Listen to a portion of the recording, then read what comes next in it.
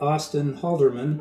In January of 1941, he enlisted in the Army Air Corps. Headed through Los Angeles on his way to the Philippines, where he was going to be stationed. His wife had their daughter.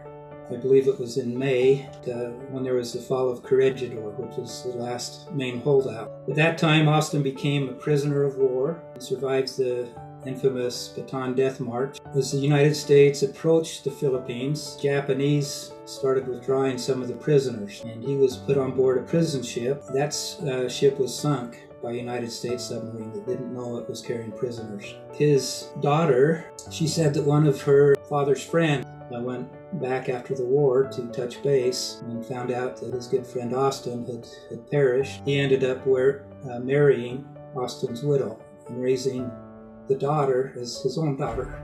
She said she was very fortunate to have two wonderful fathers.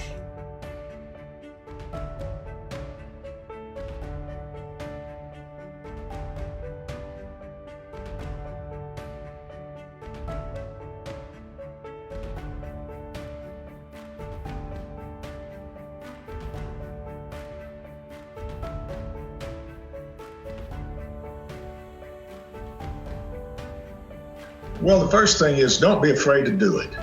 I suspect you will become addicted like I did. There's no obligation that you have to write 100 stories, and every single story counts. A guy with no military background or ties at all, no genealogy or research experience, I'm able to make a contribution to World War II history. It's actually inspired me. I thought I might do a few here or there and help out, and we'd be done in short order. And then you start thinking about how 400,000, I think it brings to life the magnitude of the war. Reading about individual people is so much more personally impactful than reading about just a battle. We were able to shine a light kind of on their lives and to let other people know who they were. These stories really do come home. You learn to get a greater degree of respect and closeness to these people that sacrifice so much. And they just deserve so much more. So that's why I love this project.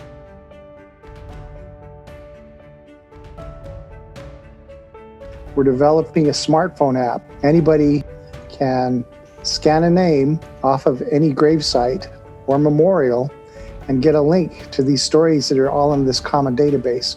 And eventually, say you're a teacher, you'll be able to bring your class to this cemetery, and they're going to be reading these stories of these people that died very close to their own age. Cemeteries are now in the digital age. That's what's possible, and that's what we're trying to do with Stories Behind the Stars. 400,000 US World War II fallen. Each of them has a story. Each of them can be accessed at any cemetery where their name is at. I'd like to share what the relative said. They said, "I so appreciate that people care enough to write these stories as young men and women gave their lives for us and for our country.